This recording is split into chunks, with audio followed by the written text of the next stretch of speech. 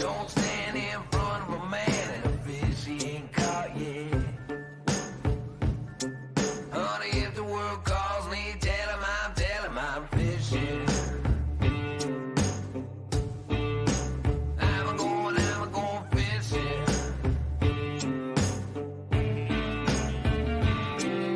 Where am I headed? Where am I headed? Where am I headed? Wouldn't you like to where am I headed? Where am I headed? Where am I headed? Wouldn't you like to go fishing? I'm going fishing. Woo!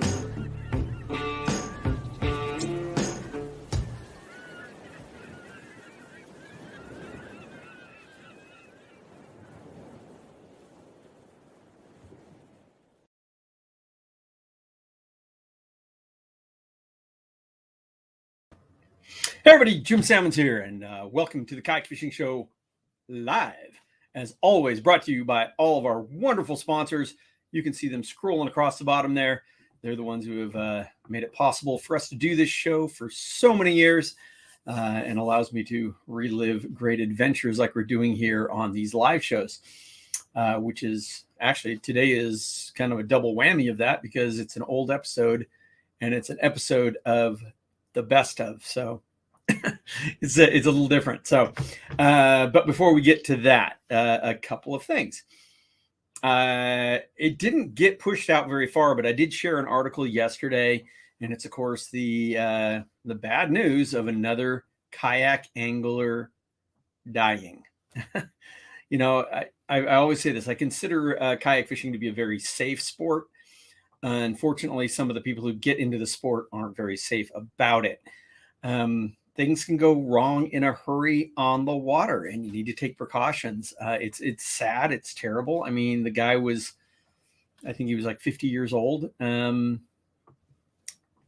was with a friend, but they had parted ways. And then that guy, while they had parted ways, the guy came back and the guy's kayak was upside down, full of water.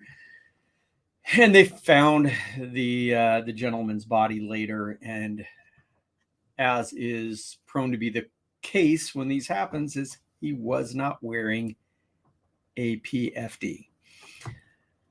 You know, it's terrible. You know, it's so preventable. Wear a PFD. Wear a PFD every time you go out. I mean, I'm as guilty as anyone. When I first started kayak fishing, which was a long time ago, it wasn't as well known. I mean, I was a surfer, so I always thought, hey, I'm on a surfboard. Why would I wear a PFD? But after seeing what has happened over the years, you know, I started wearing a PFD, particularly when I started guiding, because I wanted everybody to be safe and I wanted to set a good example. Now you just, you know, wearing a PFD is second nature, and not wearing a PFD actually feels weird. So get into that habit of wearing a PFD, wear it all the time, no matter the conditions, because like I said, things can go wrong in a hurry. I usually point people to a video that's out there. If you look up on YouTube, kayak angler hit by boat, and you can see how fast things go wrong. Luckily, nothing happened in this instance. You know, everybody was fine, but it happened fast. Things go wrong, and you know, the PFD can save your life. So please always wear that PFD. I harp on it every week, but some people, you know, as I did, you know, I was young, you feel like you're bulletproof, but things can go wrong. You know, these guys separated. Obviously something happened while they were separated, unless something nefarious happened. But suppose, as the story goes, the one guy fell in the water while they were separated, and other guy came back, and he said it was like 30 minutes later. So, you know, he could have been saved by a friend. Also, a big thing is knowing how to self-rescue. I mean, I've seen plenty of guys out there who fall off their kayak and do not know how to get back on. So you should have a very well-practiced self-rescue. Hey, Liam, thanks for joining us as always on Kayak Fishing Tales. For anybody new to this, we are here on our Facebook page. We are on our Facebook group page, and we are on Kayak Fishing Tales, which is our YouTube channel. Bobby Tucker, how you doing, man? Thanks for joining us, as always. Good to see some of the regulars on here. So what else? I didn't do a show last week because my daughter came to visit for a few days, and she actually dropped off her dogs to stay with us while she was going on vacation. So I currently have 7 dogs. And I thought I would share this with you. Here's a very, very short video that I took of the dogs. And this is what's going on at my house. And it's actually worse today because it's pouring with rain. And so I've got a bunch of soaking wet dogs. But here's a very quick video of what's going on at my house right now. There's our big one, Jasmine. And there's the other ones playing in the pool. I don't know why they like to play in the dry pool. And the little one's name is Karen, and you can probably see why. Barking at the others. But these dogs play hard all day, and like I said, we've got 7 of them at our house right now, so it's a lot of fun. But that gray one there, this is the youngest. He is our puppy. You've seen it. And he has been playing outside in the water today, so getting very, very wet. I've had to dry him off a couple of times. What else? There was one other thing I wanted to mention. I have been using Benchmade knives for quite some time. I really liked their... Actually, I had one sitting here somewhere. Oh, here it is. I always carry a cutaway tool on my PFD, mainly for when I'm big game fishing. You need to cut a line quickly. A cutaway tool is a great thing to have. They actually used to make one that was plastic, and so it's just the metal blade. That's the one I carry on my PFD. This one's all metal, just more prone to rust, but still, I mean, I like having a cutaway tool because in an emergency, it's easier to hook your line and cut it than trying to clip it with pliers or hitting it with a knife or something like that. So, but anyway, I've had Benchmade knives. Again, I'm not affiliated with them in any fashion. If they would like to be affiliated with me, I'd love that. But I had an old Benchmade knife. I mentioned this in the show the other day that was one of my favorites. And it kind of did a disappearing act on me.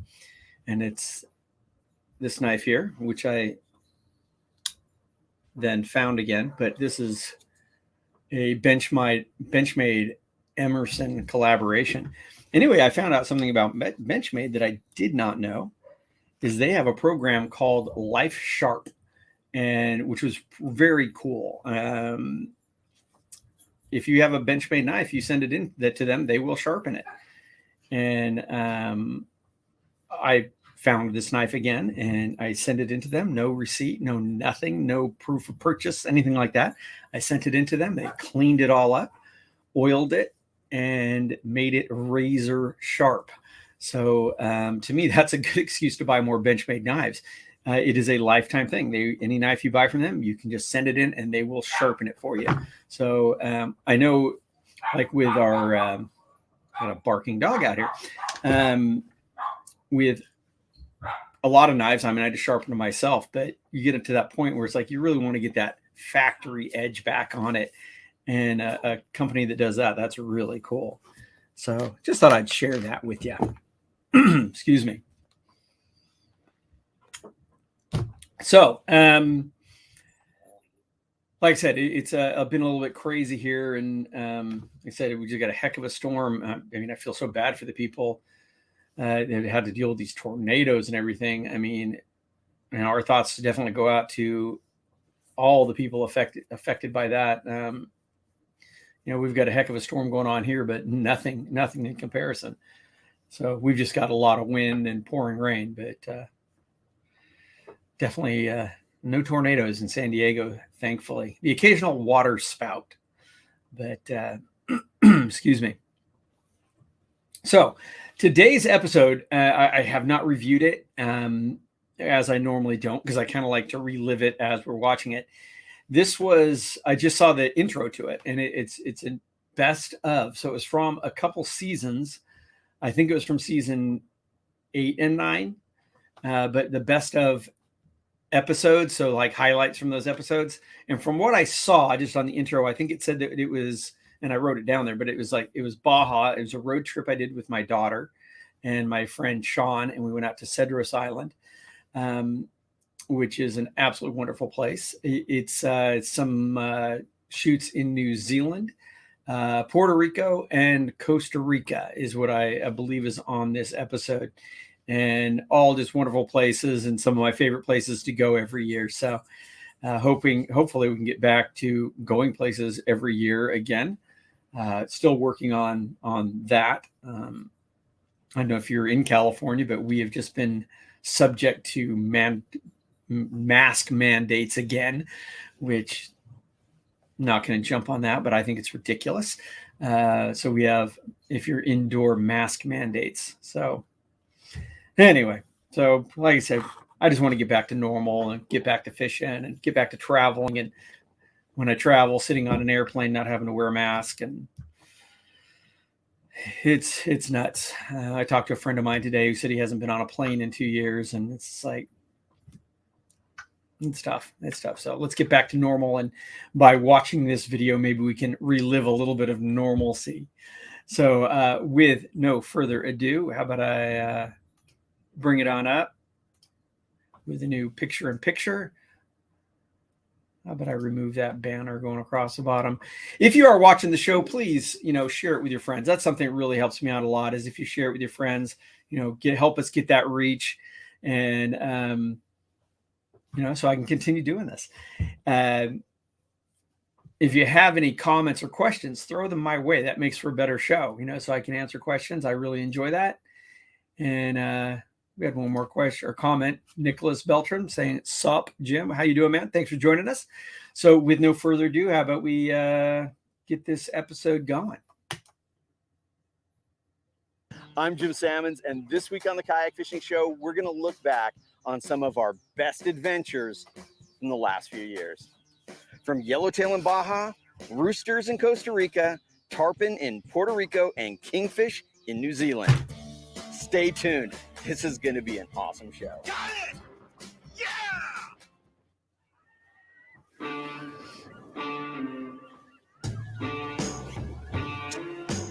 Word to the wise, if your mama ain't taught you, don't stand in front of a man and a fish he ain't caught yet. Honey, if the world calls me, tell him I'm fishing. I'm going fishing.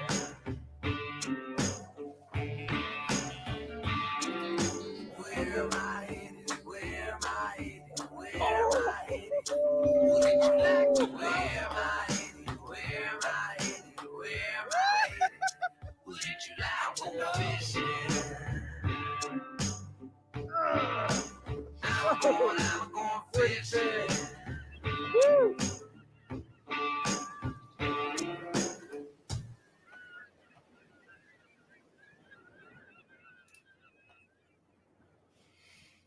Over the last 9 years, I've had the opportunity to explore and fish in some of the most amazing places in the world. We've gone fishing for Nile perch on the Nile River in Uganda. We've chased marlin in Baja Sea of Cortez.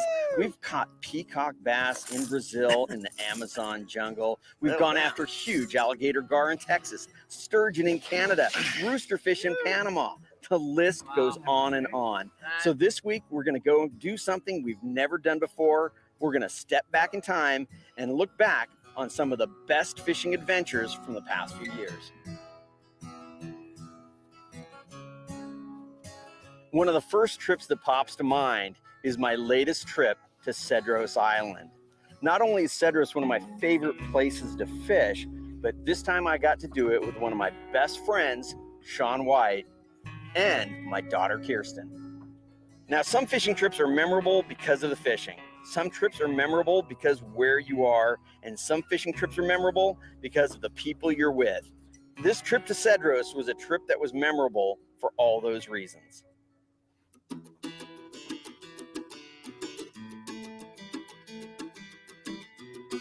all morning I was catching little calicos on my big pelagic stuff. And I was like, I don't want to switch because that's when I'm going to catch something big. And I switched, and that's when I caught something big. I was ready to just call it a day and say I'm out for a nice paddle today because it was so windy. I didn't think we were going to get anything, but it started clicking. So a fish was on, and I grabbed the reel, and it was heavy. Okay, go, go, go, go, go, right at it. Wine, bull, bull, bull. You can rest tomorrow. Nothing huge, but for a bass rod, I will totally take it. The fish swam into the kelp one time. I had to pass the rod off to my dad so that he could get it untangled and everything. It's not broken off, but it's locked in the kelp. Oh, there it goes. There it goes. So I'm trying to let it swim out. But then after that, I pulled it out to the boat by myself, and it was, I mean, it was big. So I was pretty proud of myself. It was the biggest fish on the trip. Got her in the kelp, but I got it out. Bring it up! Oh my God, this is huge! This is a huge yellowtail! 39.17. The fish. Cedros fish. I was paddling as hard as I could at some points with those really hard gusts, and I was going, like 0.7 miles an hour, and just really working hard to stay in the zone. And I got two really good quality yellowtail, a couple of the biggest I've ever caught, a 37 and a 39 pounder. And I'm telling you, fighting those big fish in those challenging conditions just made the catches that much more exciting. I mean, it was really cool. I said I was paddling, 0.7 miles an hour. That fish pulled me 2 miles an hour into the wind. That shows you how powerful these big fish are. And it was just so exciting and so fun. And when you finally get that fish underneath you and you know you've got it, you got color, it's dicey because there's so much water moving around, and the fish may go down, and it's kind of sketchy, but you have color, and it's just like, you're that close to getting it. Got it! Yeah! Man, it's so Super exciting. fun. It's just such a great ending to an awesome trip here at Cedros Island with Cedros Outdoor Adventures.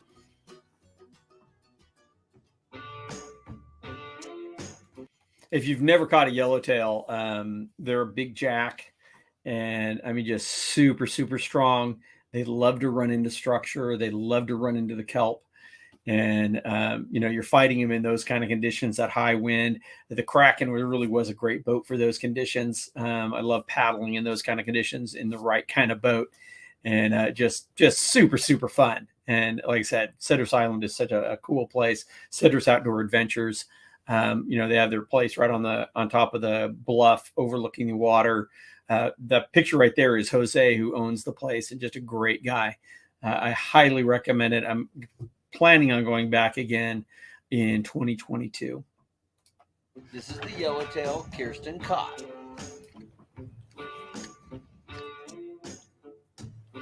The Kayak Fishing Show is brought to you by Jackson Kayak. One family, many waters. Orion Coolers. Never lose your cool. Seagar, the inventor and perfecter of fluorocarbon fishing lines and leaders.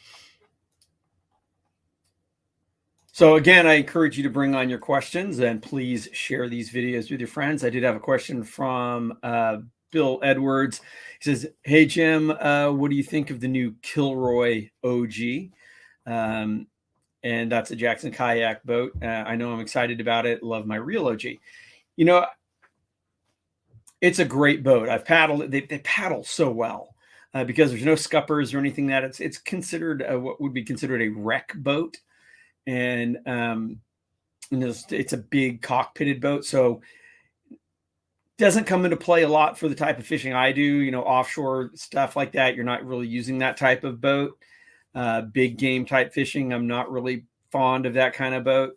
But for bass fishing, lakes and that sort of thing, it's an awesome boat. And like I said, it's a great paddler, and it's actually fairly light because it is a cockpitted boat instead of being dual layers like a normal roto-molded boat is. So yeah, I mean, they're a great boat. And I know a lot of friends it's one of their favorite boats because of the style of fishing they do. And the times I fished out of it, I really liked it. Super stable, very standable. So yeah, I mean, you can't go wrong. And I'm sure a lot of people are going to be excited for that limited release of the Kilroy. There's another boat that we're hoping for a limited release on too, that we just saw a few minutes ago. So again, please bring your questions. If you're watching this on a replay, give it the thumbs up and let us know where you're watching from. I always like to hear from people watching from all over the world. I did hit play. Welcome back to the Kayak Fishing Show. This week, we're taking a trip down memory lane and looking at some of the best fishing adventures we've had over the past few years. Being a saltwater guy, I like to catch pretty much anything in the ocean.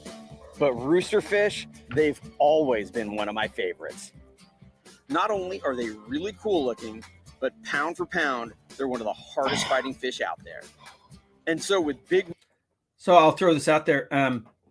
If you didn't know, again, I mentioned yellowtail being a jack. Roosterfish are also a jack. They've got that big fork tail. And all of those fish are absolutely, such powerful fish. And roosters, you get the big comb on them. I first started catching them down in southern Baja, where I used to guide. And one of the biggest ones we ever caught was actually in southern Baja. And it was 85 pounds. And it was one of my clients. And then I've also caught them in Costa Rica and Panama. My personal biggest one I actually caught in Panama in Bahia Honda on a trip with Paddle Panama. And of course, we all know about Los Buzos, who's so famous for all of their big rooster fish as well. And, just right out in front of their place. So if you ever have the chance to catch rooster fish, big fun fish, no teeth, just a sandpaper mouth, but so strong. Unlike yellowtail, roosterfish don't tend to run into structure. So that's always a nice thing. When you hook them, you fight them, they're generally going to be straight down or around on the surface, but they're not looking to run back into the rocks, which is how yellowtail tend to break you off. Roosterfish in mind, we headed down to Costa Rica's Osa Peninsula, where I hooked up with my good buddy Esteban Gutierrez from Blackbeard Fishing Company. We had an incredible current. We were paddling. If we stopped paddling, we were drifting at 2 miles an hour. So what would happen, we were paddling into current, trolling, the fish would hit, and then so you would grab your rod and you were drifting towards it. So it would hit and then it would immediately go straight down. But I had this incredible fish, and these fish, I don't know if it's because they're used to swimming in this really strong current, but they just feel stronger than roosters I've caught in the past. They're just brutally strong.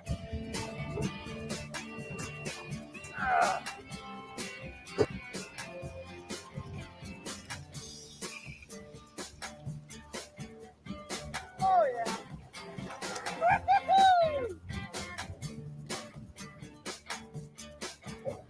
Oh, big beautiful rooster. It's probably one of my biggest ever. Woo! That is a big beautiful rooster. I'm gonna have the boat come over so they can pull it and give it a chance. I really don't want this fish to die. I really want to revive it. Take advantage of the resources you have. We have the camera boat there. I had this fish on a boga so they could hang on to the boga and drag the fish in the water and spend more time reviving it and moving forward, which is just a little bit hard to do in the kayak. So I tell you, that's one thing good about pedal boats. You can do that in the pedal boat where it's hard to do it in a paddle boat. Fish that I really care for, that you really want to spend the time to make sure. That's an old fish, and want to make sure they're still around. Well, yeah, I had a fish kind of pull me over and under. Thing's pulling some line. He took off pretty fast, went down and under the kayak, and I just kind of followed. I mean, I watched it. He literally fell over in slow motion.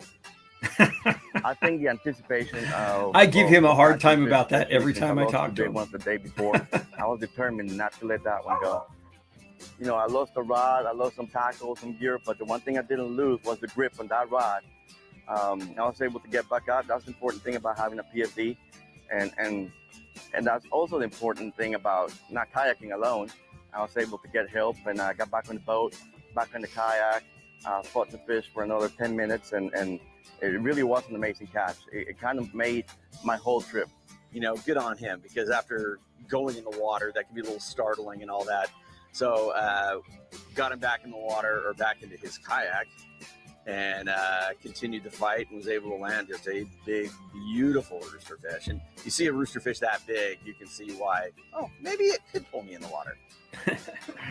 Nice rooster. That's a beautiful fish, dude. Woo! I love roosterfish. I mean, I love to catch those fish. They're an incredible sport fish.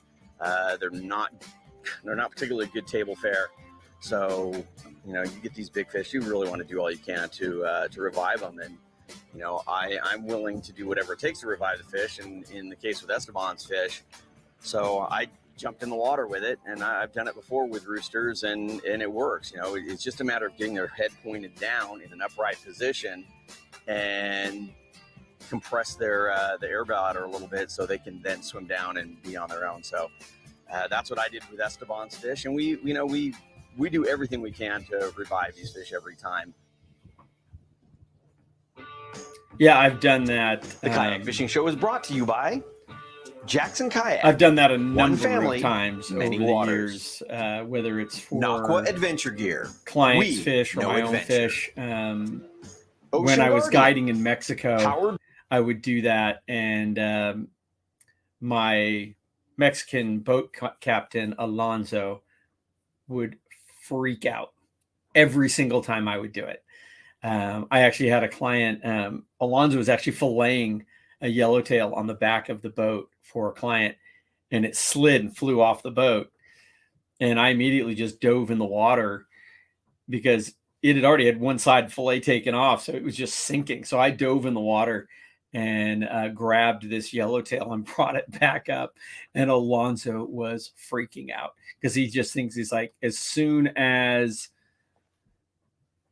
you start filleting the fish, they're sharks. And it's like, yeah, that's not really the case. And particularly down where we were in Southern Baja, you know, you got to know your areas. But man, anytime I would try to dive in and help a fish revive it, or like I do in that, he would freak out. And it was always good for a laugh.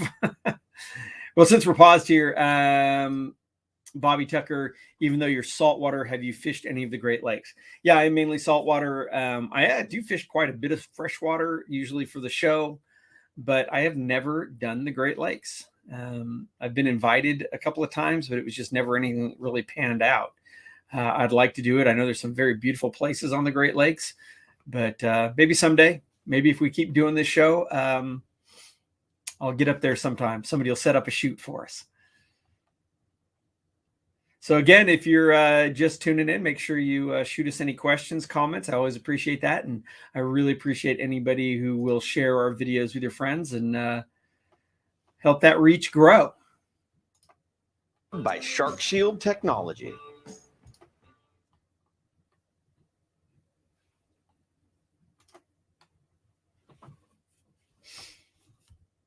These are built-in commercial brakes, by the way. Welcome back to Jackson Kayak's Kayak Fishing Show. This week, we're doing things a little different. We're looking back at some of the best adventures we've had over the last few years. One of the places that we've filmed 3 times over the past 9 years is New Zealand. It's a beautiful country. The people are awesome. And the fishing is ridiculous. On this trip, our primary target was kingfish, which we call... I'm going to pause it there just for a second. Had a couple of people checking in. Pamela Worth, thank you for watching from... Sorry, got distracted. A dog coming to visit me. Pamela watching from Tampa. I appreciate it. Bonnie Hill in California. What part of California are you in there, Bonnie? Because I'm in San Diego and it's pouring with rain. And Wesley, watching from Chicago, says it's very informative. Thanks, man. I appreciate you watching. So yeah, this next segment. Like I said, I've got 7 dogs in my house right now. This next segment is from New Zealand. We've been there 3 times and absolutely love New Zealand. The people, the fishing, the weather and everything is very similar to San Diego, although it's opposite seasons as us.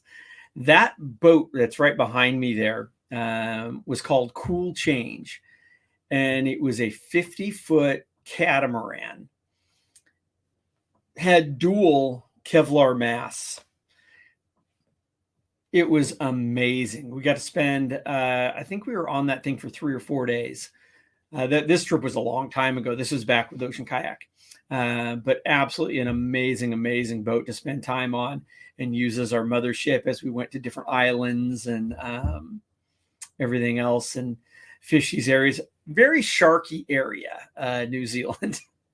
We lost a lot of fish to sharks, and there's actually a very, and I don't know if it's in here or not, but there's a very much from this episode here that's showing, or from that trip, I should say, where a bronze whaler came up and grabbed a yellowtail out of my hand. So a pretty sharky place, but amazing, amazing fishing and just a great time. And fabulous meat pies. If you like meat pies, they're wonderful. Yellowtail here in America. Without a doubt, New Zealand is one of the best places in the world to catch really big kingfish. But as we learned a few years back, there are a lot of sharks in the water with the same idea. Oh, there it is. And I got a pretty good scare when a shark tried to grab one of my big kingies right out of my hand. And so to help us to get on fish on this trip, we hooked up with a couple of the locals, Brent Clink and local legend, Kerry Flowers. So I'm Kerry Flowers. I'm a kayak fisherman in New Zealand, in the far north of New Zealand on the east coast. The weather's always quite warm up here. The water is... So this now jumps to that other one with the sailboat there. That was our very first trip to New Zealand. This was my last trip to New Zealand. So it kind of jumped from one to the other there. Kerry Flowers, who they just showed there for a second, one of the best anglers I've ever met. Just an absolutely amazing angler and free diver as well.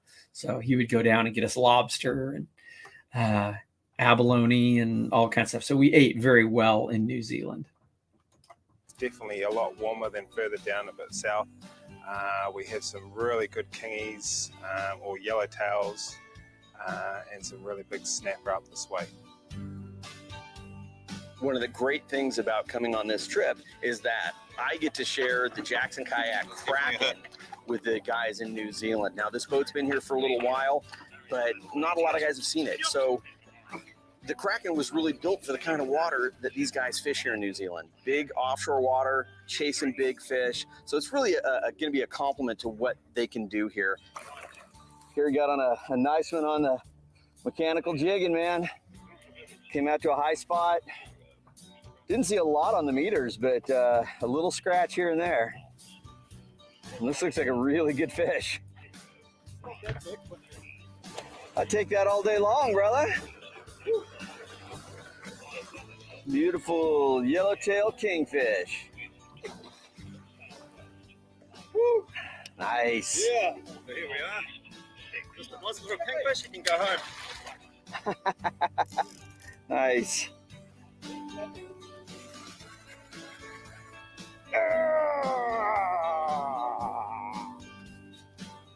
Well, I've always said, you know, when you're going to a new location, one of the smartest things you can do is to hire a local guide. Being able to tap into a resource like Kerry, who does have an area so wired, just makes all the difference in whether you are going to a spot and catching a fish or spending half your day trying to find a spot. Yeah, that's a nice fish there, man.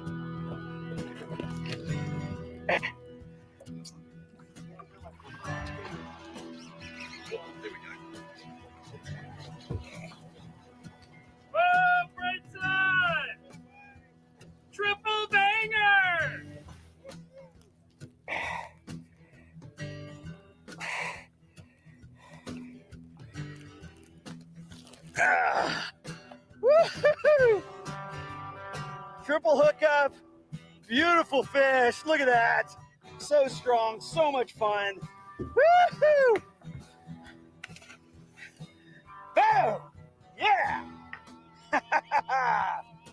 So nice to have that fish finder hold you over the spot, built-in GPS. So we marked the spot that Carrie told us about, and able to stay over the top of that. You see a school of bait or a school of fish down below, you drop on it, and bam, you're on. Even Brent.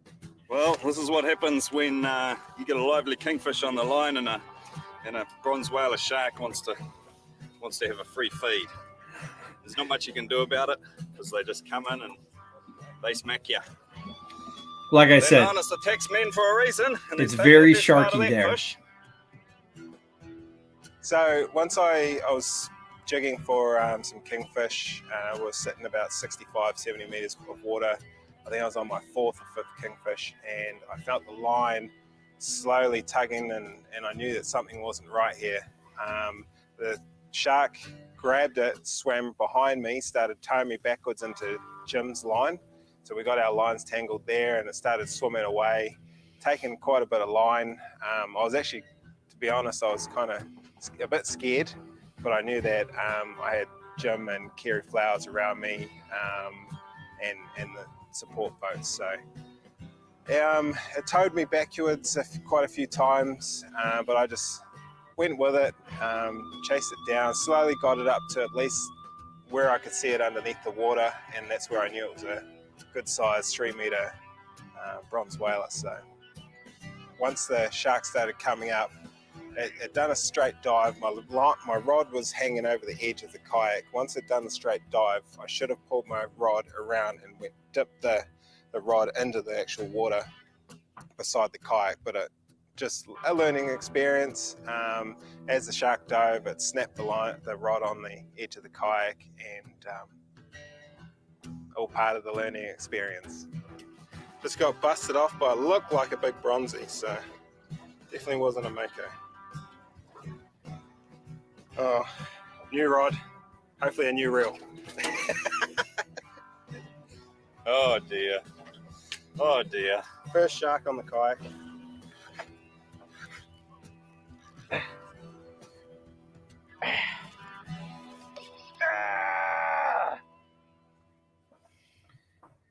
The Kayak Fishing Show is brought to you by Orion Coolers, Naqua Adventure Gear. we caught so many Malone. yellowtail, and it's they call them kingfish there, but it's a yellowtail. Cigar. Same fish as we have here in California, down in Baja. Ocean Guardian. And just again, it's just such a strong fish, but they tend to get bigger there. They'll catch 100-pounders. So just massive yellowtail. Of course, we didn't catch any near that size, but big, strong fish, and they're also very, very good to eat. Unlike a lot of jacks, they are delicious. Although it was a little bit difficult to narrow. Serge, how you doing from Ottawa? Bonnie says it's raining where she is as well. Yeah, it's been pouring here all day, and our one puppy had a great time going and playing in it. Narrow down which of our adventures to feature in this show. One location didn't take any thinking at all, and that was tarpon fishing in Puerto Rico. We filmed there a few times over the past decade, and every time, with the help of our local guide, Omar Araka, we've knocked it out of the park. Our latest trip was no different, except this time I was joined by James Macbeth from Jackson Kayak, and he was looking to catch his first tarpon from a kayak.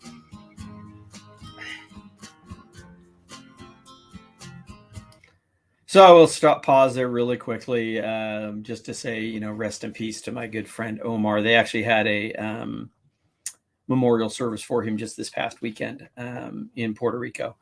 But unfortunately, he passed very suddenly a few months back, and he will be sorely missed. One of my very dear friends, and just an amazing guide. So rest in peace, Omar.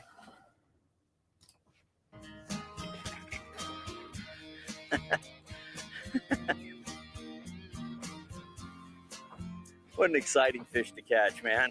Give them a little bit of slack, because that's when they like to snap that line.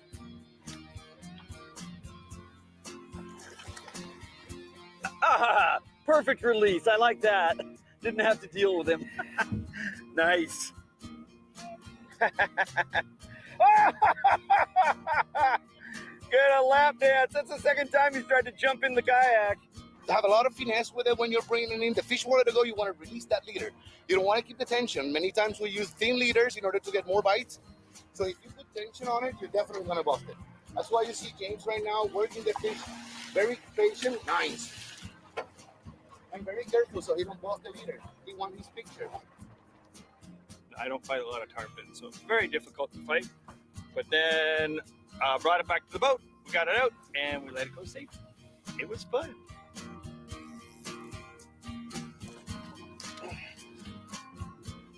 Just made a cast with a lure and I got hit on the bait. Yeah. You know, the nice thing about being able to catch a few fish is you learn so much as you're doing it, you know. Definitely getting better at pointing my rod at the fish when he jumps. It's nice to have somebody like Omar with us to give us the proper instructions on how to handle them. Got that, whoa, mustad circle hooks right in the corner of the mouth.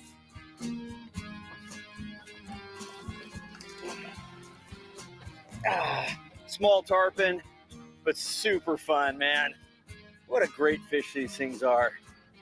They really are athletes. I mean, the way they jump, as hard as they pull, and they're so fast. Man, how much fun is that? You know, these tarpon are great at breaking them off if you don't have the right setup. The real secret to my success here in Puerto Rico has been having the right combination of rod, reel, line, and leader. And that's why I'm a big fan of the Seaguar fluorocarbon pink label. I'm a huge fan of their subtle pink color on this stuff.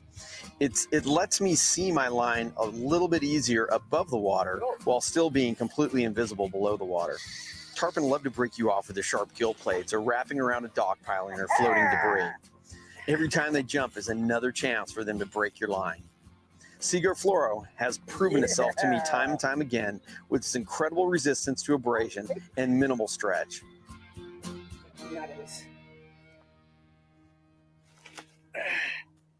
Throw out some lures around these docks, and I was also soaking a live bait. And all of a sudden, there was a boil right next to my boat. I guess my bait had swam up right next to my kayak. All of a sudden, my line starts peeling off.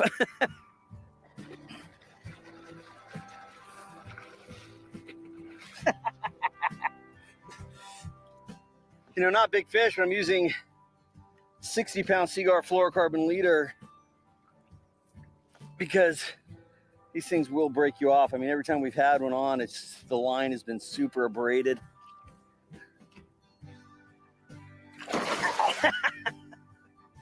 Maybe I'll try my boga on them. I don't know if I've ever boged a tarpon. Got him.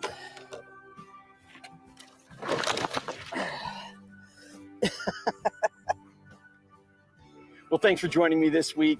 I hope you enjoyed this little trip down memory lane, and I hope you'll join us next week for more exciting kayak fishing action.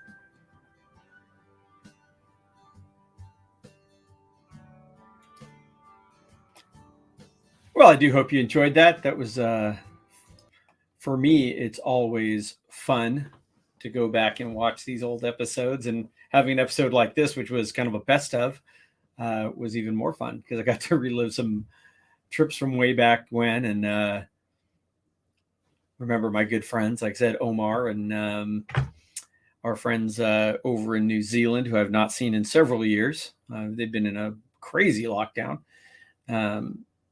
You know, just such a, I've been very blessed to be able to do what I do, and I hope I can continue to do that.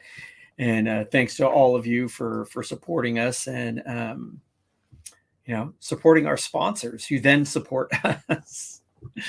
So if you can, again, I hate to beg, but please share this with your friends. That just helps us out a lot. We don't get a lot of natural growth through Facebook. They tend to not share our videos a whole lot, but luckily we've got a big enough audience that it still gets out there. But I will reiterate, and you can go over and look at the article. I posted it yesterday. A guy unfortunately passed away kayak fishing yesterday, and he wasn't wearing a PFD. I mean, you never know exactly what happened. You don't know the situation. Nobody was there, but he was only alone for 30 minutes from what the article said, and something happened that put him in the water, and he was not wearing a PFD, and things go wrong. Like I said, things go wrong in a hurry, and a PFD can save your life. And with that said, get a PFD that's made for paddling, get one that's made for kayaking. That way it's going to be more comfortable. Try on different ones till you find the one that fits you properly, that feels right. And then you're more apt to wear it. If you get some big old clunky thing that is not comfortable to wear, you're not going to want to wear it. So, get one that's made for paddling. Make sure you try to find the one that fits properly. Try it on while sitting in a kayak. If you go to a kayak shop and they have boats sitting on the floor that you can sit in that boat, that, with the seat, so you see how it feels. And that way you line it all up and match it all up to one that it is comfortable enough that you will wear.